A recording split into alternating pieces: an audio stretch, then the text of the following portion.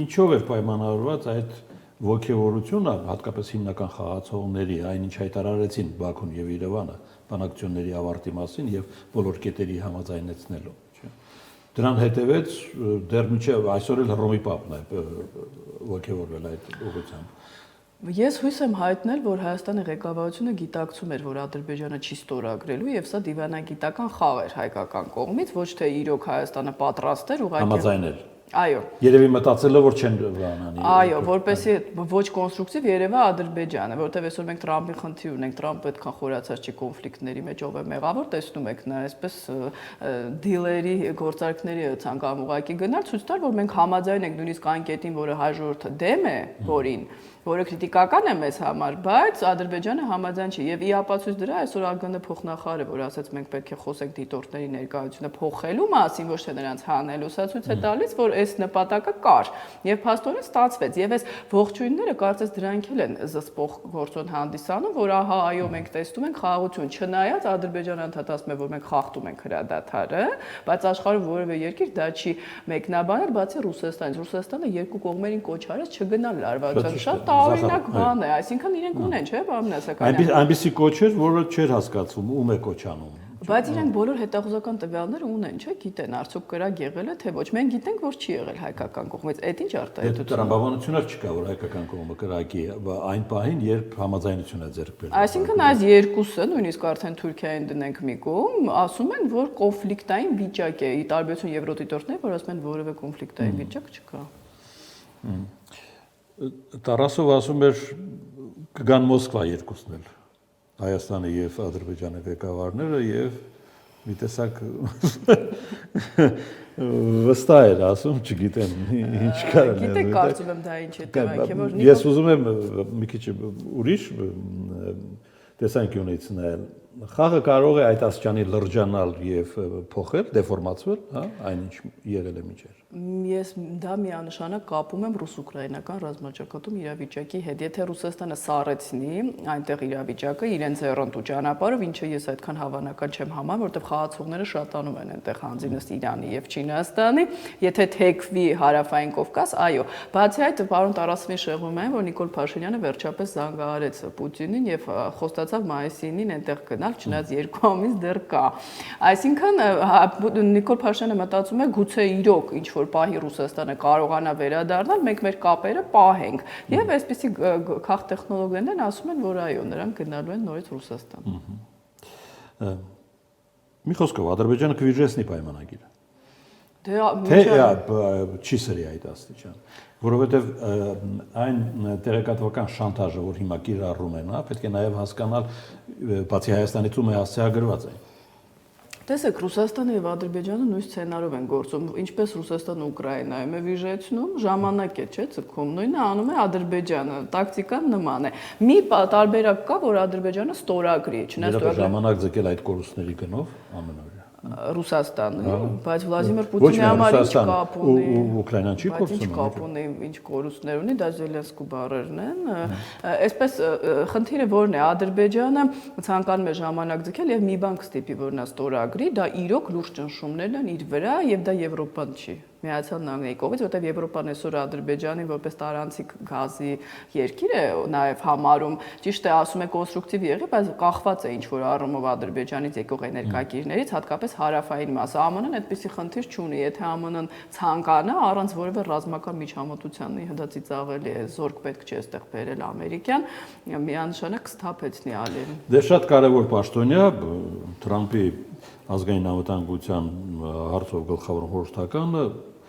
ասել է վերադարձրու գերիներին եւ ստորագրի։ Դա ինչ տրամաչափի, այսպես ասած,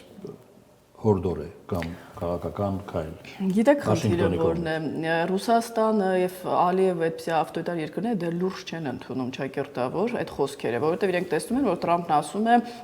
Ռուսաստան համաձայնվի հրադադարին, ոչ մի հրադադար չկա, ավելի են ուժեղացել ռազմական գործողությունները, բայց որևէ քայլ չեն անում։ Դե երևի Սև ծովում կհամաձայնեցնեն այսօր իրենց։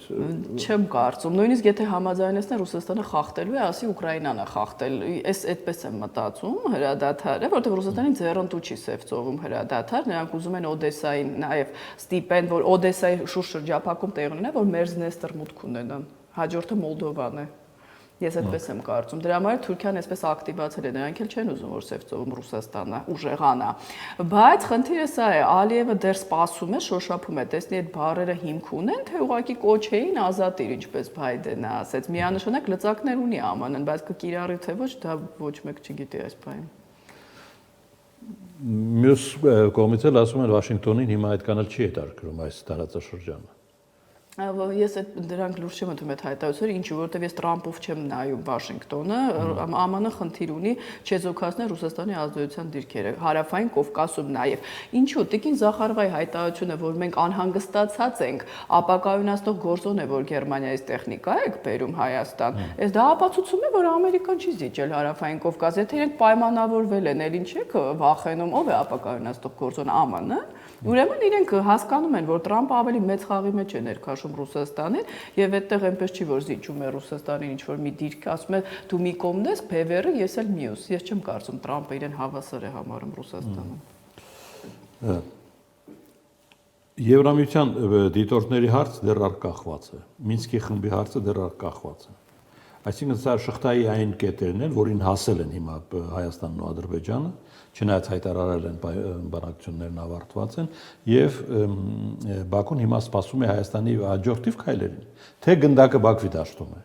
Միանշանակ Բաքվի դաշտում որտեղ Բաքուն չի արձագանքել Հայաստանի առաջարկներին եւ Բաքուն ստորագրելու Այո Նիկոլ Փաշինյանը ամեն օր գրառում է կատարում դա կարծես չի հետաքրքրում իրենց այսինքն նպատակ կա այսպես ասել որ դուք հրադադարը խախտում եք որևէ հիմք չցուցադրելու բայց Ռուսաստանի աջակցությունը իրենք այստեղ թիկունքում ունեն որտեղ կրկնեմ այդ հայտարարությունը ինչ էր նշանակում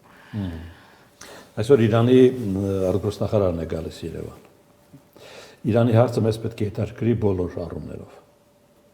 Միանշանակ Իրանի շուրջ օղակը սեղմվում է, Ուիտկոֆը հիշում եք, ասաց, որ հնարավոր ռազմական գործողություններ լինեն Իրանի ուղղությամբ։ Իհարկե շատ են ասել, բայց խնդիրը որն է, Իրանը զրկվել է իր բոլոր պրոքսի գործիքներից։ Դա հուսիտներն են, Հեզբոլլահը, Համասը, ըստ էության նրանք ջախջախված են։ Որոշ առումով դեռ կան, բայց մեծամասամբ թուլացել են։ Եվ Իսրայելի ձեռքերը ազատ են։ Եթե Իսրայելը հարվածի ԱՄՆ-ի օգնությամբ Իրանի միջուկային օբյեկտներին, մենք գիտենք, որ Իրանում ժողովուրդը չի վստահում այաթոլլային, շատ ցածր հեղինակություն ունի տարբերություն ռեֆորմից Փեզեշքյանի եւ հիշում ենք որ վերջերս խորհրդանում այսպես պոլեմիկա տեղի ունեցավ ռեֆորմիստները կողմնակից էին այո Զարիֆը հենց որոնք կողմնակից են ԱՄՆ-ի հետ հարաբերությունների կոնստրուկտիվացման արևմուտքի միջուկային գործարքի գնան այաթոլլան ասում է մենք որևէ բան չունենք բանակցելու ըստ էության այսինքն Իրանը պիտի հասկանա որ Ռուսաստանն էլ իրենց հետ բան ստորագրեց բայց դա նույն թուղթն է ինչ որ Հայաստանի հետ պարզ է չէ որ Ռուսաստանը չի գնալու Իրանի համար կռվի Իսրայելի կամ ԱՄՆ-ի դեմ եթե մի բան էլ չօգնի այս իրավիճակում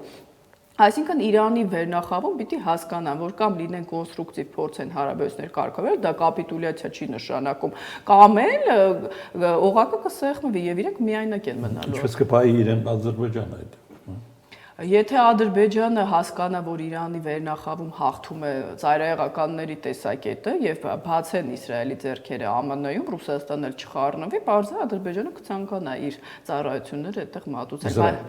Իսրայելի, բայց դե հարվածը Ադրբեջանի վրա կլինի թե ոչ, հələ չգիտենք Իրանի հետ ինչ կլինի, բայց որ Ադրբեջանը ինքը փոքր երկիր է, այնտեղ կարող են մեծ փոքրամասնությունների միջոցով խնդիրներ ստեղծել լեզգիների, թալիշների, նույն Իրանը կարող է դա անել, այսինքն այստեղ հարց է Ադրբեջանը ինչ իրավիճակում դուրս կգա։